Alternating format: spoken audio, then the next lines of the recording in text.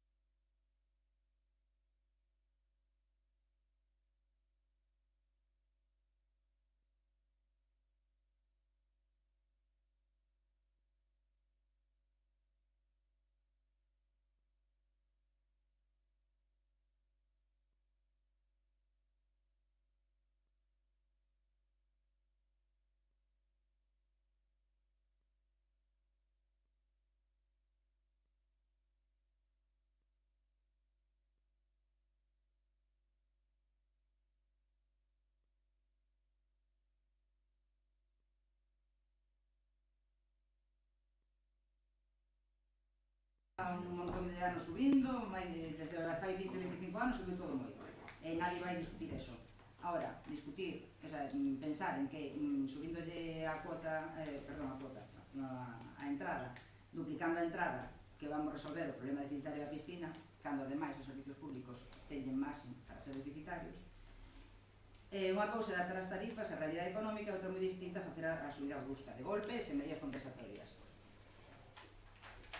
Que sería razonable para nós? Pois unha suba progresiva, planificada e que acompañe de medidas sociais, pois, por exemplo, impulsando ese transporte público ás praias que había antes, non?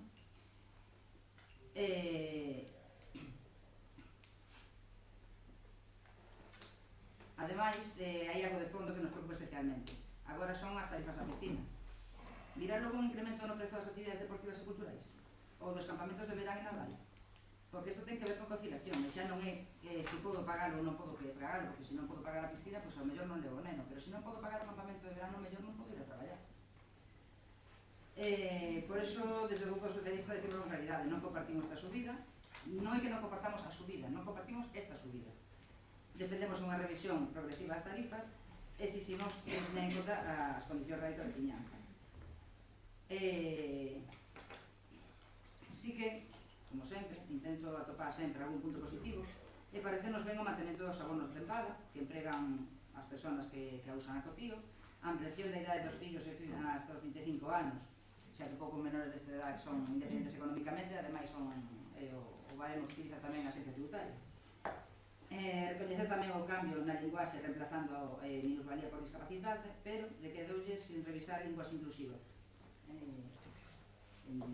O que poño, por exemplo, teño aquí o artigo 3, que foi o primeiro que encontrei, falando de obrigados, responsables solidarios, administradores responsables subsidiarios, etc. Entón, que é o que pedimos do Partido Socialista? Que a suba sexa progresiva, que se planifique no tempo, que se acompañe de medidas sociais e que se revise a linguaxe inclusiva. E por último, fixo un pouco de gracia comparar o complexo deportivo de Carraco de Arcema. Hombre, evidentemente máis caro, pero bueno, igual non se parece moito. As outras instalacións mencionadas, bueno, está de Begondo tamén, é Cerceda, que é de Valde, Ordes, que ten os precios similares, que cambia tamén. Por tanto, si subimos os precios porque Culleredo no complexo de Arcema é máis caro, hombre, penso que non son comparables. Por todo iso, pídolle que traiga esta proposta revisada para o próximo pleno ordinario, aínda que estou de acordo en algúns puntos, tal como están un pouco claros. Unha intervención máis? Sí. Por parte de alternativa do... Si queréis intervirse. Sí, antes quería, pero xa empezou. Quería rebatir un pouco e non darlle a razón, sinto aí a compañeira Patricia, porque creo que non colleu o fondo do cambio de normativa. Ela o dixo, os abonos por veciños segue sendo o mesmo precio. Familias entradas libres. Claro. Que problema leva habendo moitos anos encargado? Que os que teñan abonos, chegas ali, está a tope. Está que casi non podes entrar. E isto, aunque sería, é un pouco buscar, pois, que non veña tanta xente de fora, e a xente que ten abonos que pode disfrutar. Creo que non ten máis... Na documentación que a mí me chega, ningún dixeron que era para excluir os veciños que non foron de Carrasco. Supón que é para compensar as arcas públicas porque hai déficit na piscina. Eu falei en base á documentación que son.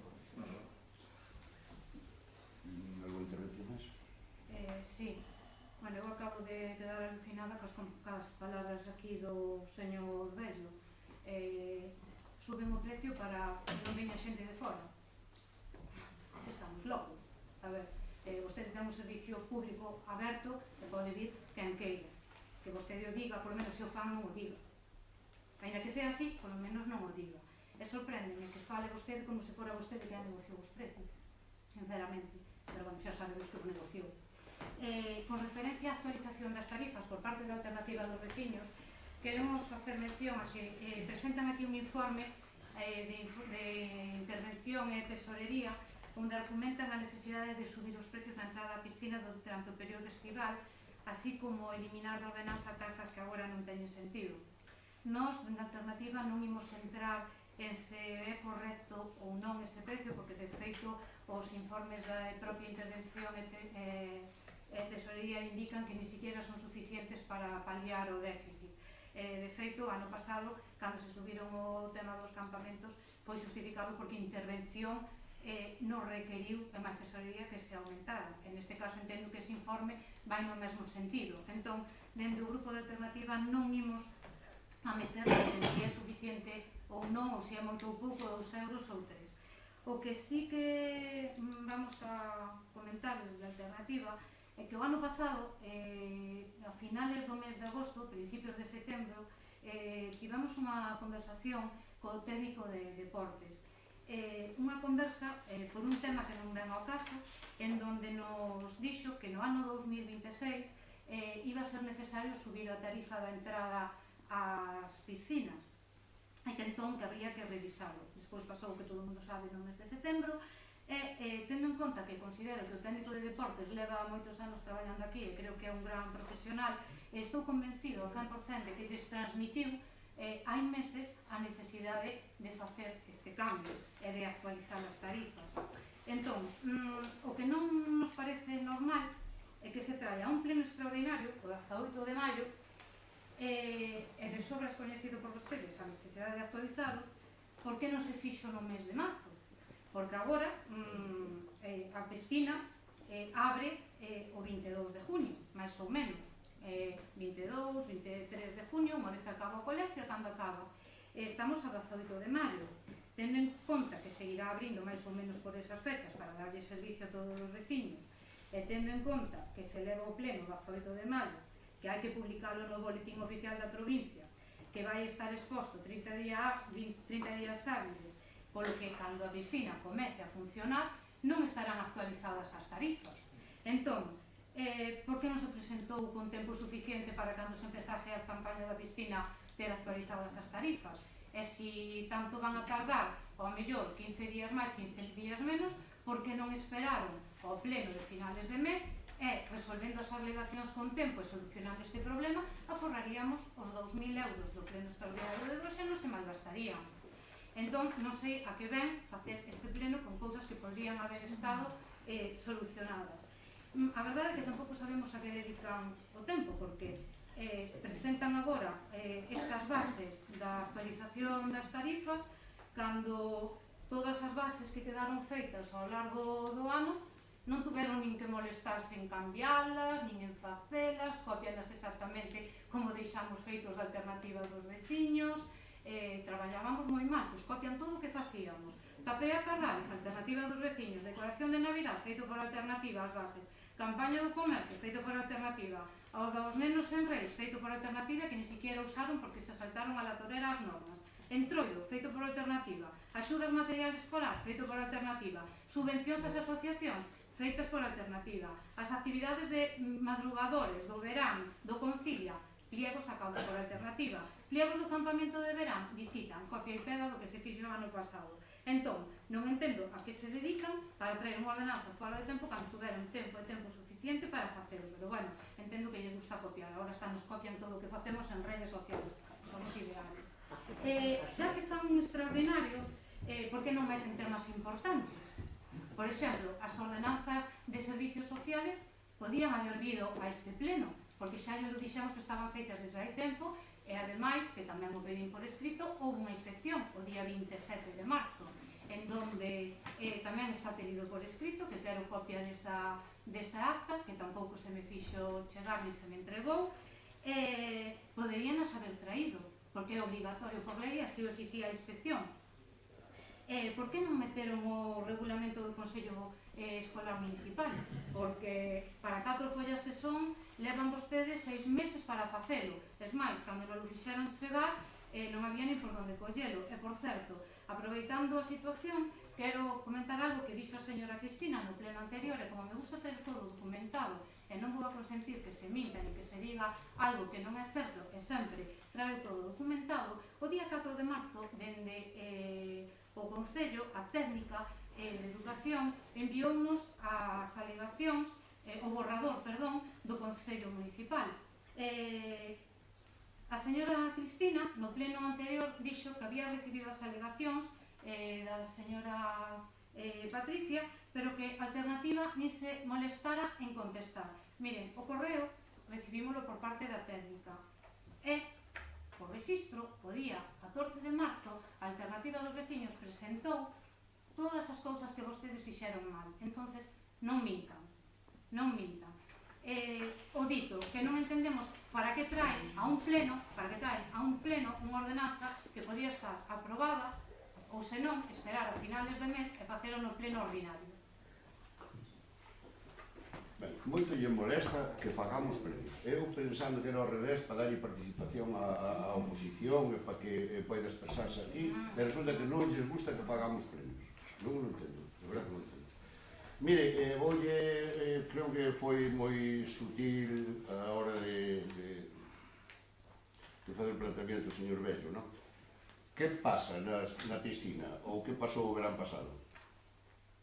Pois o que pasou é que nos invadía xente que non era de Carral, con poucos modales, buscando a maneira de que era barata, e buscando a disculpa esa, de como é barata e tal, e vamos para ali, e por un 50 facemos que nos dé a gana, incluso por levamos o tocadiscos e ali a facer festa.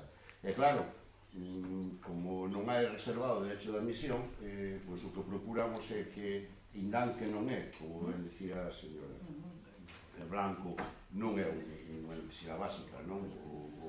A piscina, digo eu, non? Non é un servicio básico, ben, adelantar que a Miño vai, como todos os anos, usa a praia de Miño, de San, vai recoller ali en Rosario de Castro a xente que queire ir a Miño. Pero dicirlles que é iso, vamos a intentar que saia un pouquiño máis caro, para que un pouquiño para atrás, a ver se temos suerte de que esas personas, pois, ao ser un pouco máis caro, que non veñan. Non hai máis que outra cousa, seamos racistas ou non racistas, ou separatistas ou non separatistas. É feo o que estou dicindo, pero é a puñetera realidade. A piscina de Carral é pensando nos veciños de Carral. E se os veciños de Carral non poden ir á piscina porque non caben, pois, na que teñan o bono, pois claro, tampouco non é o normal, non? Queremos que os nosos veciños que disfruten máis das instalacións nosas que os outros veciños, con todos os respetos, cando haxa sitio. E non hai outra cousa máis, por iso que non se modifica ninguna outra cousa, porque será a ver si con esta suba, que non é nada como a quen di, pois podemos evitar que veña xente de fora con poucos modales que entren na piscina á maneira que entran. E non hai outra cosa, é feo dicirlo así, pero é así está, e así constará en acta. Por lo tanto, votos a favor da modificación. Non hai máis, se falou moito. Non, teño dereito. Votos, se yo dou eu, si, se non, non o ten. Para que sepa usted que non. Votos a favor. Tiro a palabra, así me gusta que vayan aprendendo. Votos a favor da proposta do punto número 2. Votos en contra. Abstencións. Sepan ustedes o que é retirar a palabra como me retiraba a mí durante tantos anos. Para a próxima vez, sea máis escueta e máis correcta. Levantouse a sesión. Acaba de decir que as cousas que buscaron para isto non coincide co informe que hai da interventora. A interventora fai un informe dicindo que a interventora non pode poñer o que hai que poñer no noso pleno, verdad? A interventora non pode poñer o que eu quixi.